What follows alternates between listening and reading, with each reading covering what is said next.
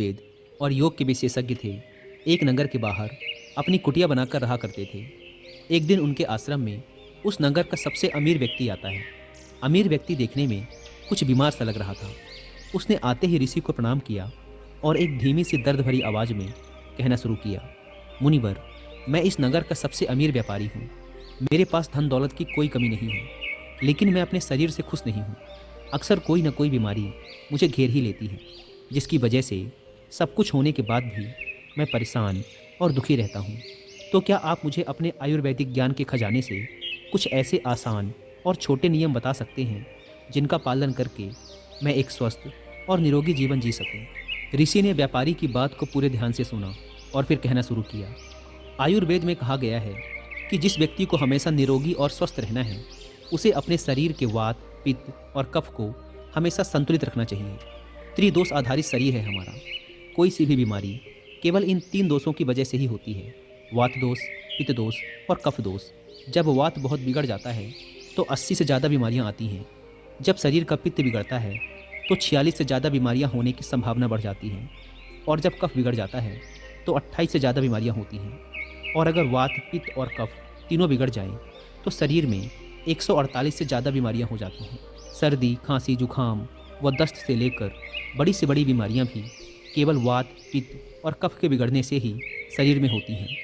इतना कहकर ऋषि थोड़ी देर के लिए मौन रहे और फिर कहना शुरू किया, भारतवर्ष के सबसे महान आयुर्वेदिक चिकित्सकों में से एक महर्षि बागभट्ट ने अपनी दोनों रचनाओं अष्टांग हृदयम और अष्टांग संग्रहम में शरीर की कार्य प्रणाली को समझाने और इसे स्वस्थ बनाए रखने के लिए 7000 नियम बताए हैं, जिनमें से 4 नियम जो कि शरीर के वात, पित्त और कफ को संतुलित रखने के लिए सबसे ज़्यादा जरूरी हैं, आज मैं तुम्हें बताता हूँ। तो तुम्हारे शरीर के वात, पित्त और कफ तीनों एक साथ संतुलित रहें, इसके लिए पहला नियम है कि खाना खाने के तुरंत बाद पानी नहीं पीना। महर्षि बागभट्ट कहते हैं कि खाना खाने के तुरंत बाद पानी पी लेना जहर पी लेने के समान होता है। व्यक्ति ने कहा, लेकिन क्यों मुनिवर? ऋषि ने कहा, हम जो कुछ भी खाते हैं वो हमारे पेट की एक जगह पर जाकर इकट्ठा हो जाता है, जिसे संस्कृत में जठर कहते हैं, या हिंदी में कुछ लोग इसे अमाशय भी कहते हैं। अब जैसे ही हमारा खाना जठर में पहुंचता है, इस खाने को पचाने के लिए जठर से अम्ल निकलता है, जिसे जठर अग्नि भी कहते हैं। अब यहाँ हमारा खाना अम्ल के माध्यम से चलता है, जिसे सरल भाषा में लोग पचना कहते हैं। लेकिन अगर हम खाने के तुरंत बाद पानी पी लेते हैं तो यह हमारी जठर अग्नि को शांत कर देता है, यानी अम्ल पानी में घुलकर पतला हो जाता है, जिससे उसकी क्रियाशीलता कम हो जाती है, और फिर हमारा खाना ठीक से पचता नहीं, बल्कि पेट में पड़ा पड़ा सड़ता रहता है। और फिर यह सड़ रहा खाना पेट में 100 से अधिक जहर पैदा करता है, जो कि इंसान के शरीर में 80 से अधिक बीमारियां पैदा करते हैं। पेट में गैस बनना, जलन पड़ना और पेट फूलने जैसी समस्याएं उन्हीं को होती हैं जिनका खाना ठीक से पचता नहीं। और खाने के ठीक से ना पचने का सबसे बड़ा कारण है खाने के तुरंत बाद पानी पी लेना। व्यक्ति ने पूछा, लेकिन मुनिवर, खाने के कितनी देर बाद तक पानी नहीं पीना चाहिए? ऋषि ने कहा, कम से कम 1 घंटे तक, क्योंकि जठर अग्नि के जलने की यह प्रक्रिया खाने के 1 घंटे बाद तक चलती रहती है। व्यक्ति ने फिर पूछा, मुनिवर, क्या खाना खाने के पहले पानी पी सकते हैं? ऋषि ने कहा, हाँ, खाना खाने के पहले पानी पी सकते हैं, लेकिन खाने के तुरंत पहले नहीं, बल्कि खाने से आधे घंटे पहले तुम जितना चाहो उतना पानी पी सकते हो। व्यक्ति ने फिर प्रश्न किया, मुनिवर, खाना खाने के बाद 1 घंटे तक पानी तो नहीं पीना, लेकिन क्या उसकी जगह कुछ और पिया जा सकता है? ऋषि ने कहा, हाँ, खाना खाने के बाद खट्टे फलों का जूस, दही की लस्सी, मट्ठा, दूध या नींबू की शिकंजी पी जा सकती है। और खाने के पश्चात ये खट्टे पदार्थ पीने से हमारे भोजन को अच्छे से पचने में सहायता भी मिलती है। लेकिन अगर तुम इनका और भी ज़्यादा फ़ायदा लेना चाहते हो तो सुबह के नाश्ते के बाद खट्टे फलों का जूस, दोपहर के खाने के बाद दही की लस्सी या मट्ठा और रात के खाने के बाद दूध पीना और भी ज़्यादा फायदेमंद होता है। जो व्यक्ति इस पहले नियम का पालन करेगा उसे भोजन के सड़ने से पैदा होने वाली 80 बीमारियों का कभी सामना नहीं करना पड़ेगा। दोस्तों, अगर आप हर रोज़ कुछ समय के लिए योगासन और प्राणायाम करते हुए इस वीडियो में बताए जाने वाले चारों नियमों का पालन करते हैं, तब जाकर आपके शरीर को इन आयुर्वेदिक नियमों का पूरा लाभ मिलता है। योगासन और प्राणायाम के बारे में विस्तार से जानने के लिए आप कुकर एफएम पर हिंदी में एक ऑडियो बुक भी सुन सकते हैं, जिसका नाम है योगासना एंड साधना। इस ऑडियो बुक में आपको योगासनों से संबंधित लगभग सारी जानकारी मिल जाएगी, जैसे कि योगासन क्या है, हमारी शारीरिक संरचना और योगासनों का संबंध, यौगिक सत्कर्म क्या है, अष्टांग योग क्या है। इसके बाद सारी योगासनों को करने की विधि बताई गई है। फिर प्राणायाम और ध्यान के बारे में भी विस्तार से बात की गई है। ऑडियो बुक के लास्ट में आपको हमारे शारीरिक रोगों के कारण और योग व प्राणायाम के माध्यम से उन रोगों का उपचार कैसे किया जा सकता है, इसके बारे में भी डिटेल से समझाया गया है। और अब आप कुकू एफएम पर इन ऑडियो बुक्स को सुनते हुए इनके नोट्स भी बना सकते हैं। यहाँ ऐड नोट्स के ऑप्शन पर क्लिक करके आप हर एक चैप्टर की इंपॉर्टेंट बातों को लिख कर उन्हें सेव कर सकते हैं, जिससे आपको दोबारा ऑडियो बुक सुनने की ज़रूरत नहीं पड़ती और आप जब चाहें उस किताब के सबसे इंपॉर्टेंट लेसन को रिकॉल कर सकते हैं। कुकू एफएम का ये स्पेशल फीचर मेरी बहुत हेल्प करता है बुक्स की सबसे इंपॉर्टेंट बातों को याद रखने में। और अभी फर्स्ट मंथ ऑफर भी चल रहा है। अगर आप WA50 कूपन कोड का यूज़ करके कुकू एफएम का प्रीमियम सब्सक्रिप्शन लेते हैं तो आपको इसके फर्स्ट मंथ के सब्सक्रिप्शन पर मिलेगा सीधा 50% का डिस्काउंट। यानी इसके एक महीने का सब्सक्रिप्शन आपको पड़ेगा 99 रुपीज़ की बजाय सिर्फ 49 रुपीज़ का। लेकिन याद रहे, यह ऑफर सिर्फ फर्स्ट मंथ के लिए ही वैलिड है। ऐप को डाउनलोड करने की link description and first comment पर मिल जाएगी।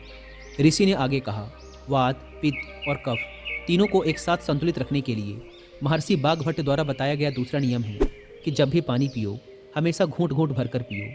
व्यक्ति ने फिर प्रश्न किया, लेकिन ऐसा क्यों मुनिवर?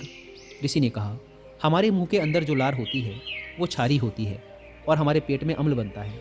जब हम घूंट घूंट भरकर पानी पीते हैं तो हर बार थोड़ी थोड़ी लार पानी में घुलकर हमारे पेट में जाती है और यह क्षारी लार पेट में उपस्थित अम्ल को निष्क्रिय कर देती है, जिससे हमारे पेट की अम्लता कम हो जाती है।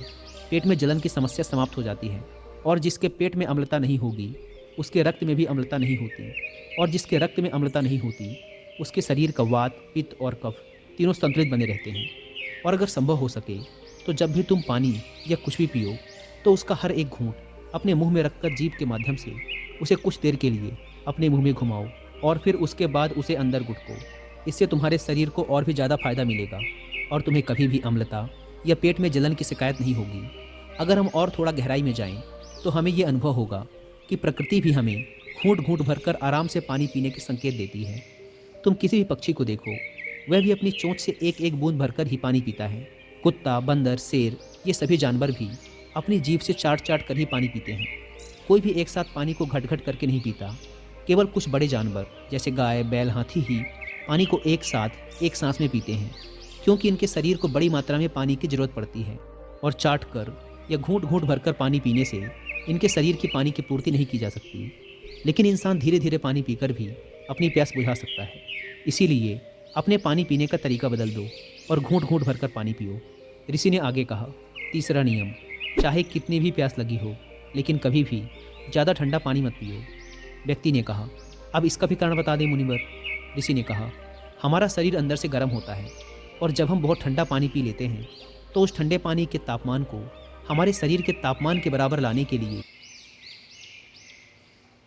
क्या आप किडनी की बीमारी से पीड़ित हैं? क्या आपने ये सुना है कि इसका इलाज डायलिसिस और ट्रांसप्लांट ही है? लेकिन ये सच नहीं है। Now take control of your kidney health and say goodbye to dialysis. और जानकारी के लिए कॉल करें 96535375। हमारा शरीर अपनी बहुत सी ऊर्जा खर्च कर देता है, जिससे हमें सुस्ती और थकान महसूस होती है। साथ ही ज़्यादा ठंडा पानी पीने से शरीर के अंदर अचानक तापमान में बदलाव आ जाता है, जो हमारे शरीर के पित्त और कफ के संतुलन को बिगाड़ देता है और हमें सर्दी, खांसी, जुखाम और बुखार जैसी समस्याओं का सामना करना पड़ सकता है। अगर किसी कमज़ोर और बीमार व्यक्ति ने ज़्यादा ठंडे या बर्फीले पानी का सेवन कर लिया तो यह उसकी मृत्यु का कारण भी बन सकता है, क्योंकि ये बर्फीला पानी उसके पेट को पूरी तरह से ठंडा कर देता है। पेट ठंडा होते ही हृदय ठंडा हो जाता है, हृदय ठंडा होते ही मस्तिष्क ठंडा हो जाता है और मस्तिष्क के ठंडा होते ही इंसान का पूरा शरीर ठंडा पड़ जाता है और शरीर ठंडा पड़ते ही इंसान की मृत्यु हो जाती है। इसीलिए महर्षि बाघभट्ट ने ज़्यादा ठंडे पानी के सेवन को गलत बताया है। ऋषि ने आगे कहा, वात, पित्त और कफ को संतुलित रखने के लिए चौथा और आखिरी नियम है कि सुबह उठते ही सबसे पहले पानी पियो। यानी जैसे ही तुम्हारी आंखें खुले, उठते ही जितना हो सके उतना पानी पी लो। सुबह उठते ही पानी पीने के शरीर के लिए दो बड़े फायदे हैं। पहला, जब हम सुबह पेट भरकर पानी पीते हैं तो इससे हमारी बड़ी आंत की सफाई होती है और बड़ी आंत पर जोर भी पड़ता है, जिससे जब हम मल त्याग के लिए जाते हैं तो हमारा पेट एक बार में साफ़ हो जाता है। और जिस व्यक्ति का पेट एक बार में साफ़ हो जाता है उसे कोई बीमारी हो ही नहीं सकती, क्योंकि ऐसे व्यक्ति को कब्ज की समस्या नहीं होती। और ये बात हर कोई जानता है कि कब्ज सभी बीमारियों की जड़ है। और सुबह उठते ही पानी पीने का दूसरा फ़ायदा ये है कि सुबह सुबह हमारे पेट में अम्ल की मात्रा सबसे ज़्यादा होती है और जब हम काफ़ी सारा पानी पीते हैं तो हमारे मुंह की लार जो कि क्षारी होती है वह पानी में घुलकर हमारे पेट में जाती है और पेट के अम्लीय माध्यम को उदासीन कर देती हैं। इसीलिए सुबह सुबह उठकर पानी पीना बेहद ज़रूरी है। तो ये थे महर्षि बाघभट्ट द्वारा बताए गए वो 4 नियम, जो सुनने में तो बहुत साधारण लगते हैं, लेकिन अगर तुम लगातार इन चारों नियमों का पालन करते हो तो तुम्हें कभी भी कोई बीमारी या रोग छू भी नहीं सकते।